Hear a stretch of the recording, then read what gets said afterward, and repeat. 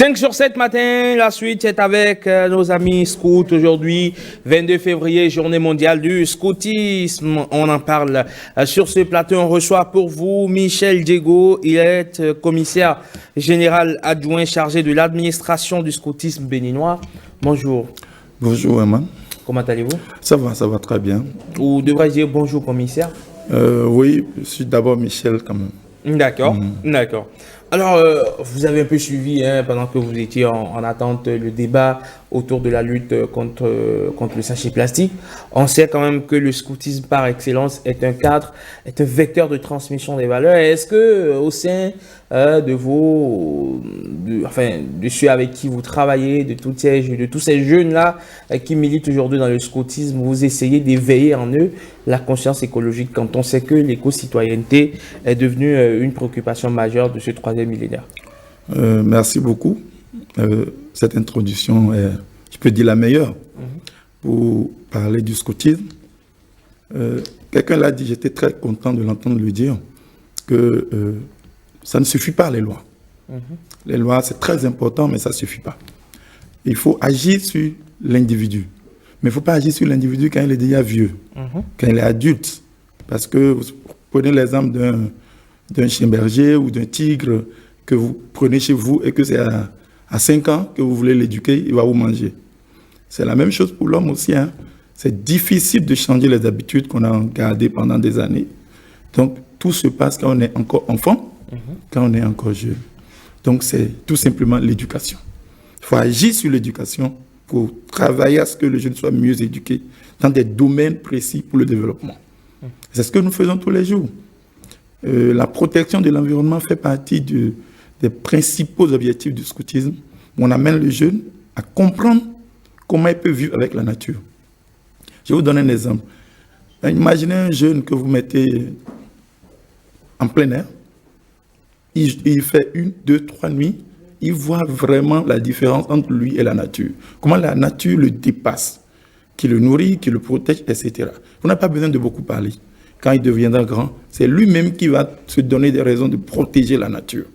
Donc, l'éco-citoyenneté, protection de la nature, tout ça, les scouts, quelqu'un qui a fait le scoutisme ne peut pas être en retrait.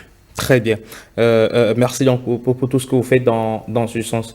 Et le scoutisme aujourd'hui, est-ce que ça continue de drainer autant de monde aujourd'hui qu'hier?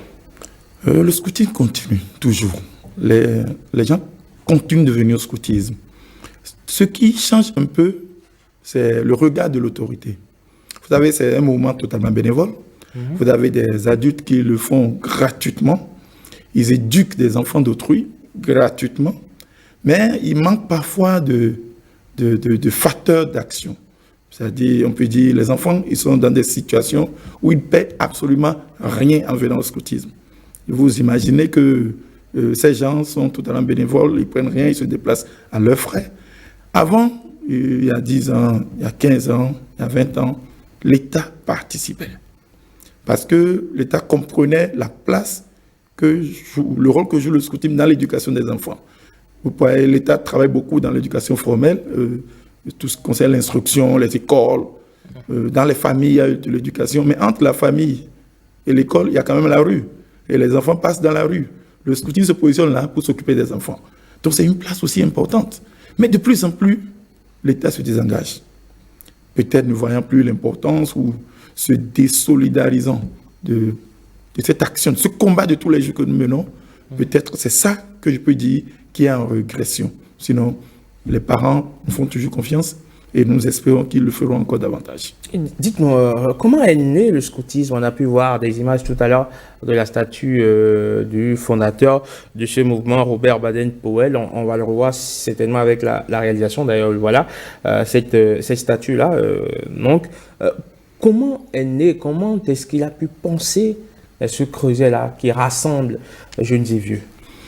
Oui. Le fondateur, c'est Baden-Powell, comme vous le dites si bien.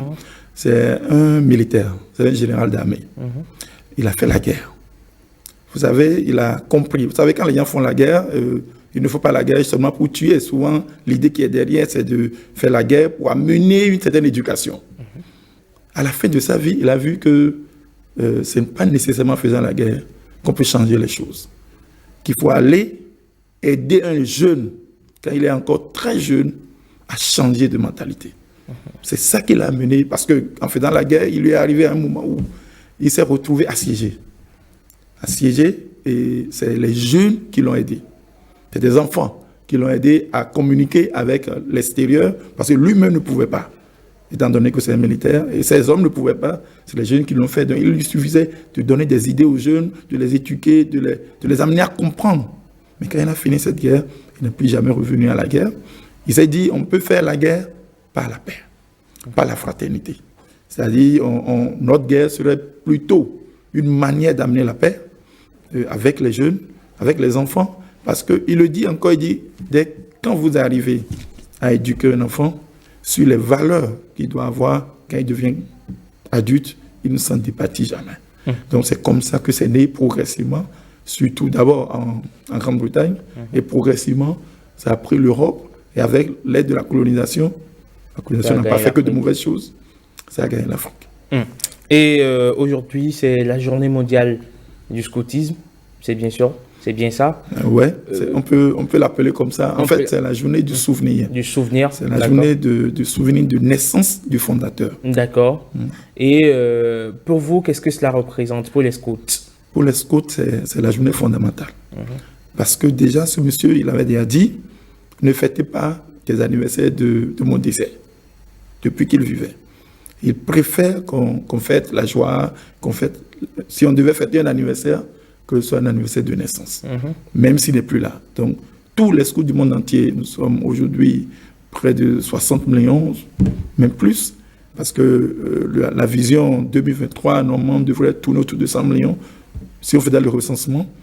Donc, tout le monde, aujourd'hui, fait des activités dans le sens de s'approprier les valeurs, de se remémorer la promesse. La promesse, c'est un engagement que nous faisons quand on est jeune, de suivre les valeurs cardinales du monde, du développement et tout ça.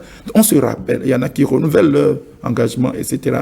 Donc vous allez voir, c'est toute une masse critique immense de millions de personnes qui se mettent ensemble pour fêter aujourd'hui la journée du souvenir, qui est le souvenir de la naissance du fondateur. Et au sein de votre district, c'est comme ça vous dites, non? Au niveau, non. Les districts, les régions sont des démembrements du niveau national. D'accord. Au sein du mouvement national du scoutisme béninois, est-ce qu'il y a des activités qui sont prévues? Oui, dans tous les districts. Les districts sont des démembrements locaux, je vais dire. À tous les niveaux, il y a des activités. Donc, quel que soit là où vous êtes, il y a des activités. Heureusement, c'est encore tombé dans un moment qui a commencé, les gens ont commencé à prendre les congés, surtout les écoles privées. Donc, les gens font des activités depuis ce jour mardi jusqu'au samedi pour permettre à ceux qui sont des employés ou des fonctionnaires de rentrer dans la danse aussi. Je suis jeune, et c'est pour finir, je suis jeune, j'ai envie d'entrer dans le scoutisme. Quelle est la démarche à mener? Je suis jeune, je veux rentrer dans le scoutisme. La plupart des écoles, la plupart des églises ont souvent une unité scout. Et si je ne retrouve pas ça, je dis simplement à mon papa d'appeler le scoutisme béninois. Très bien. Et le reste se fera de lui-même. Très bien. Monsieur Michel Diego, merci. C'est moi qui vous remercie. Merci d'être passé sur 5 sur 7 Merci matin. beaucoup. Vous êtes le commissaire général adjoint chargé de l'administration du scoutisme béninois. C'est ça. Et on profite par ici pour passer le coucou à nos collègues de l'ORTB qui sont aussi dans ce mouvement. Je pense à notre ami, à notre cher Stanislas Tonakwa, mais également à Jean-Paul Ibikoulé, qui sont deux collègues qui militent au sein du scoutisme béninois.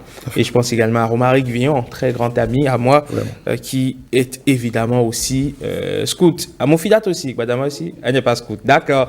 Merci quand même d'être venu. Et merci. À très bientôt. C'est moi qui vous remercie. 5 sur 7 matin, encore.